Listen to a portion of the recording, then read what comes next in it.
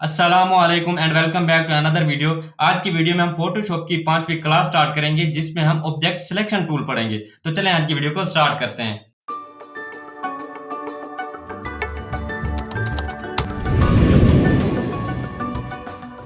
आज की वीडियो में हमने जो टूल पढ़ना है वो ये वाला टूल है जिसका नाम ऑब्जेक्ट सिलेक्शन टूल है। बाय द वे ये नया टूल है, ये फोटोशॉप CC20 या इससे आगे के वर्जन में मौजूद है। अगर आप 2019 या इससे पीछे के वर्जन यूज कर रहे हो तो उसमें आप लोगों को ये टूल नहीं मिलेगा। अगर आप लोग पुराने वर्जन यूज कर रहे हो तो मैं आप लोगों को सजेशन दूंगा कि आप लोग फोटोशॉप के नए वर्जन यूज करो, जैसे 2020 हो गया या इससे आगे के वर्जन। अगर मैं अपनी बात करूं तो मैं फोटोशॉप CC2020 यूज कर रहा हूं क्योंकि ये बहुत ही कमाल का वर्जन है। ठीक है, और ऑब्जेक्ट सिलेक्शन टूल की जो शॉर्टकट की है वो है W। अगर आप लोग कीबोर्ड से W भी प्रेस कर दोगे तो ये ऑब्जेक्ट सिलेक्शन टूल सेलेक्ट हो जाएगा। और अगर आप लोग मैनुअली भी सिलेक्ट करना चाहते हो तो आप लोग मैनुअली भी जाके सिलेक्ट कर सकते हो।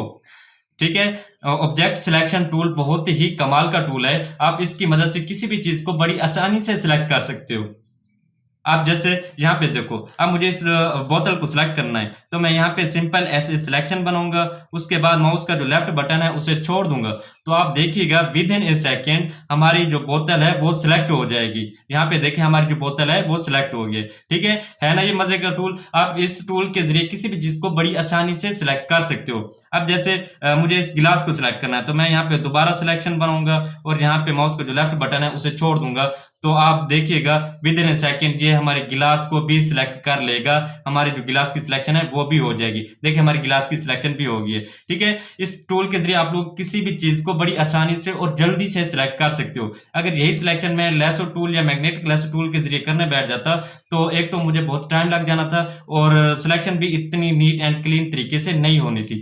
ठीक है, तो आप ऑब्जेक्ट सिलेक्शन टूल के जरिए किसी भी चीज को बड़ी आसानी से सिलेक्ट कर सकते हो। इसके अलावा ऊपर प्रॉपर्टी बार में देखते हैं कि ऊपर इसके और क्या क्या फंक्शन दिए गए हैं। तो जो सबसे पहला ऑप्शन है वो है न्यू सिलेक्शन का, दूसरा ऑप्शन ऐड टू सिलेक्शन का है, तीसरा ऑप्शन सबट्रैक्ट फ्रॉम सिलेक्शन का है, चौथा ऑप्शन इंटरसेक्ट विद सिलेक्शन का है। अगर आप लोग इन ऑप्शन के ऊपर माउस के कर्सर को थोड़ी देर के लिए रोक के रखोगे तो इनके नाम जो है ना वो शो हो जाएंगे। और इन चारों ऑप्शन को मैंने जो है ना तीसरी क्लास में बड़ी डिटेल से समझाया था।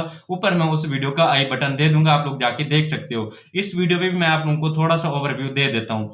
तो पहला ऑप्शन न्यू सिलेक्शन क्या है, इससे क्या होता है, इसके जरिए आप लोग जो है ना एक वक्त में सिर्फ एक सिलेक्शन बना सकते हो। वो कैसे, अब जैसे यहाँ पे देखो हमारे गिलास की सिलेक्शन बनी हुई है। अब अगर मैं यहाँ पे बोतल की सिलेक्शन बनाता हूँ तो देखो हमारी बोतल की सिलेक्शन हो गई है और गिलास की जो सिलेक्शन है वो खत्म हो गई है। अब अगर मैं दोबारा गिलास की सिलेक्शन बनाता हूं तो देखो गिलास सिलेक्ट हो गया और बोतल डी सिलेक्ट हो गया। मतलब कि आप लोग जो है ना एक वक्त में सिर्फ एक चीज को सिलेक्ट कर सकते हो। अब अगर आप लोग चाह रहे हो कि ये दोनों सिलेक्ट हो जाएं, गिलास भी सिलेक्ट रहे और बोतल भी सिलेक्ट हो जाए, तो इसके लिए आप लोग जो है ना ऐड टू सिलेक्शन के ऑप्शन का यूज कर सकते हो। और इसकी शॉर्टकट की है शिफ्ट। अगर आप लोग कीबोर्ड से शिफ्ट का बटन प्रेस करते हो तो देखो ऐड टू सिलेक्शन वाला जो ऑप्शन है वो ऑटोमेटिक सिलेक्ट हो जाएगा और माउस के कर्सर के साथ जो है ना प्लस वाला साइन भी आ गया है। अब अगर आप लोग यहाँ पे बोतल की सिलेक्शन बना के माउस का जो लेफ्ट बटन है उसे छोड़ दोगे तो ये थोड़ा सा टाइम लेके बोतल को भी सिलेक्ट कर लेगा।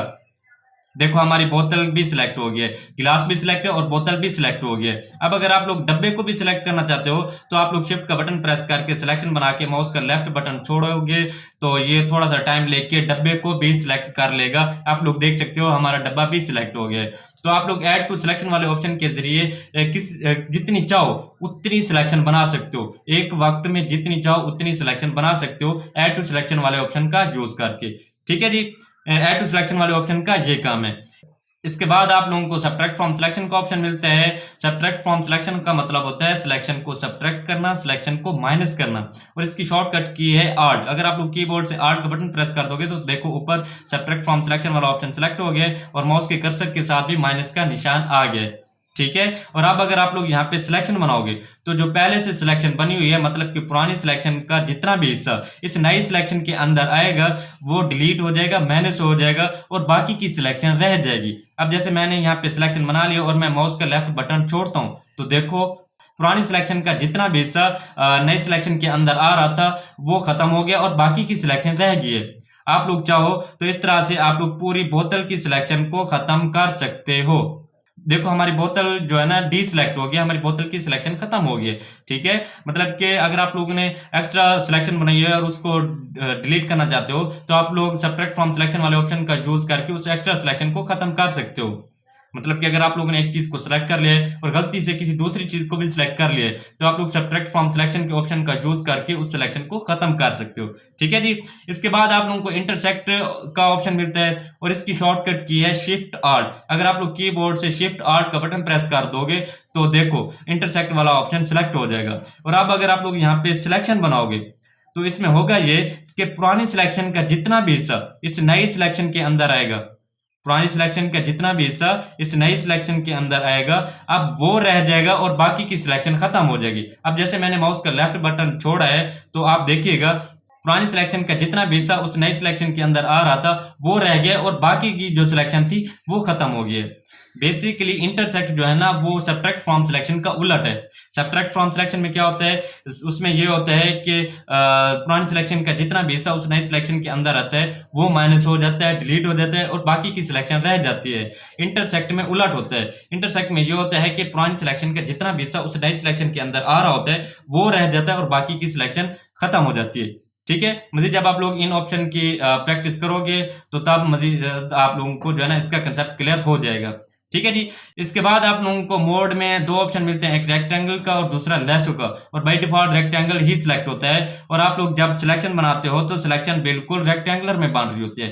ठीक है, इसके बाद आप लोगों को दूसरा ऑप्शन जो है ना लेसो का मिलता है। अगर आप लोग लेसो को सिलेक्ट कर लेते हो तो फिर आप लोग कुछ इस तरह की सिलेक्शन बना सकते हो। ये लेसो टूल की ही तरह काम करता है। या यूं समझ लो आप लोगों ने हाथ में पेंसिल पकड़ी हुई और पेंसिल के साथ जो है ना सिलेक्शन बना रहे हो। अगर आप लोग टेढ़ी मेढ़ी भी सिलेक्शन बना दोगे तो इससे कोई फर्क नहीं पड़ता, ये बाद में ऑटोमेटिक जो है ना खुद सही हो जाएगी और सिलेक्शन अच्छे तरीके से बनेगी।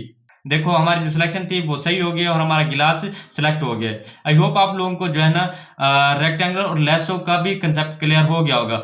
अब ये आप लोगों के ऊपर डिपेंड करता है कि आप लोग रेक्टेंगल के जरिए सिलेक्शन बनाते हो या लेसो टूल को सिलेक्ट करके जो है ना सिलेक्शन बनाते हो। ठीक है, इसके बाद आप लोगों को सैंपल ऑल लेयर्स का ऑप्शन मिलता है।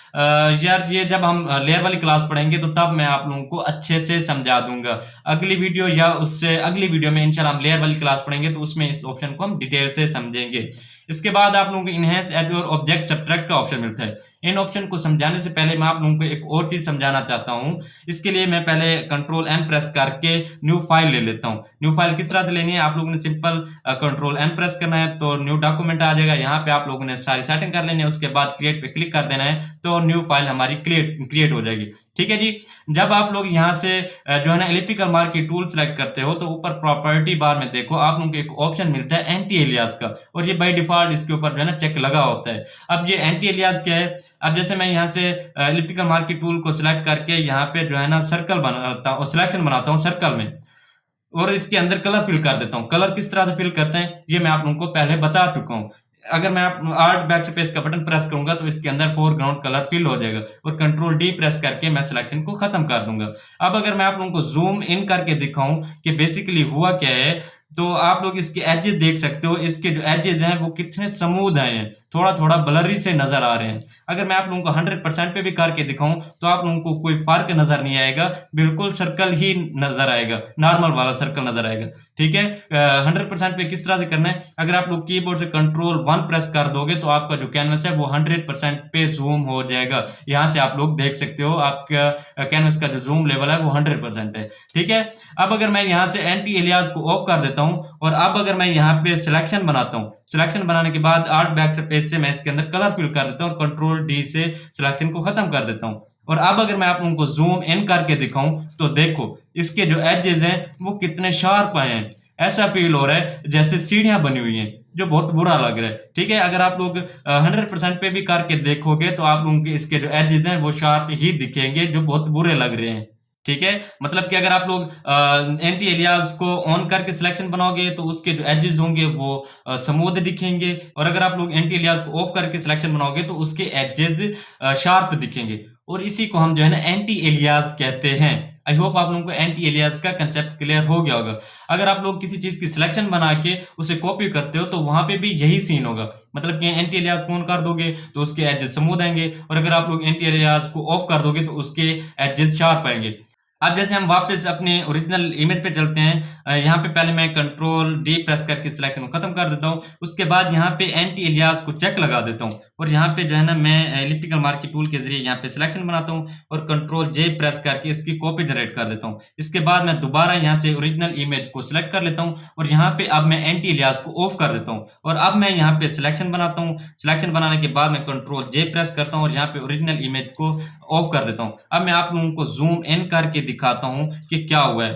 अब आप लोग बड़े अच्छे से देख सकते हो कि इसके जो एजेस हैं वो स्मूथ हैं, वो इसके अंदर फेड हो रहे हैं। ठीक है, कितने स्मूथ आ रहे हैं और कोई फर्क नजर नहीं आ रहा। अगर आप लोग इस के एजेस देखोगे तो इसके एजेस आप लोग देख सकते हो कि इसके एजेस कितने शार्प हैं, जो बुरे लग रहे हैं। अगर आप लोग कंट्रोल 1 प्रेस करके देखोगे तो इसके एजेस आप लोग देख सकते हो कि थोड़े थोड़े शार्प दिख रहे हैं और अगर आप लोग इसके एजेस देखोगे तो कोई फर्क नजर नहीं आ रहा, बिल्कुल स्मूथ दिख रहे हैं। ठीक है, आई होप आप लोगों को एंटी एलियास का ऑप्शन का समझ में आ गया होगा।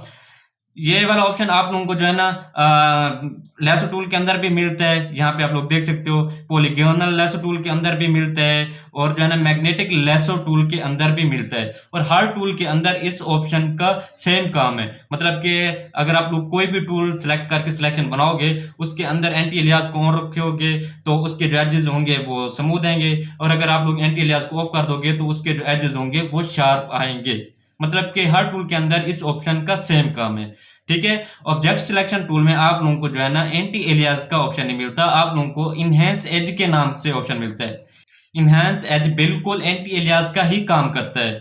मतलब कि अगर आप लोग इसको ऑन कर दोगे और सिलेक्शन बनाओगे तो उसके एजेस जो होंगे वो स्मूथ आएंगे और अगर आप लोग इसको ऑफ कर दोगे तो सिलेक्शन के जो एजेस होंगे वो शार्प आएंगे। ठीक है, एंड इनहेंस एज बिल्कुल एंटी एलियास का काम करता है। आई होप आप लोग इनहेंस एज और एंटी एलियास का कंसेप्ट क्लियर हो गया होगा।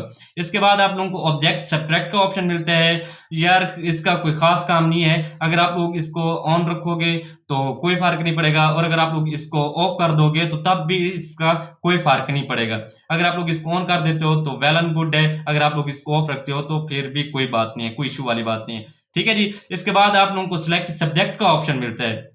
अब सब्जेक्ट क्या चीज है, इसको समझाने से पहले मैं आप लोगों को पहले बैकग्राउंड का कंसेप्ट क्लियर करना चाहता हूँ कि बैकग्राउंड क्या है। अगर आप लोगों को बैकग्राउंड का कंसेप्ट क्लियर है तो वेल एंड गुड है, अगर नहीं है तो मैं आप लोगों को समझा देता हूँ। देखो, जब आप लोग सेल्फी लेते हो तो आपके पीछे का जो एरिया होता है उसे हम बैकग्राउंड बोलते हैं।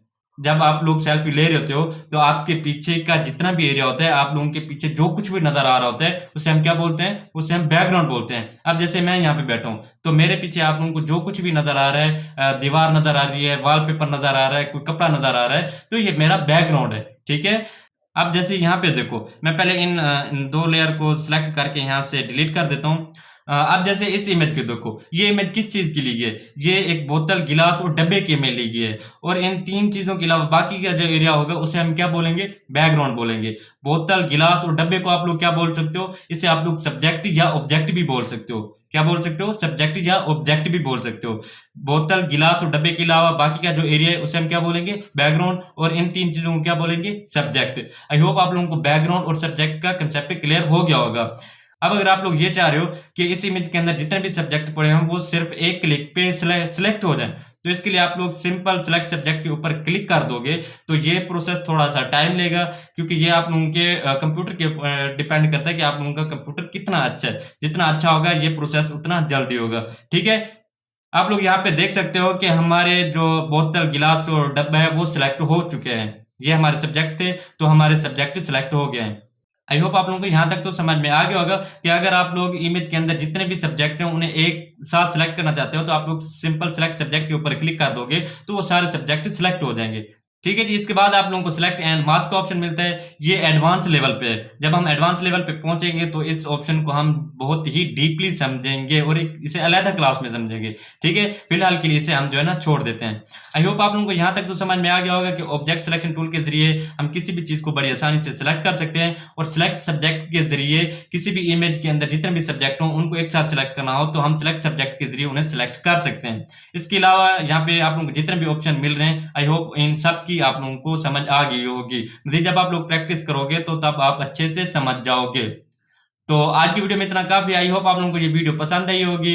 अगर पसंद आई तो वीडियो को लाइक कर दीजिएगा, चैनल को सब्सक्राइब कर दीजिएगा। तो मिलते हैं इंशाल्लाह नेक्स्ट अच्छी वीडियो के साथ, तब तक के लिए अपना ख्याल रखिएगा। अल्लाह हाफिज़।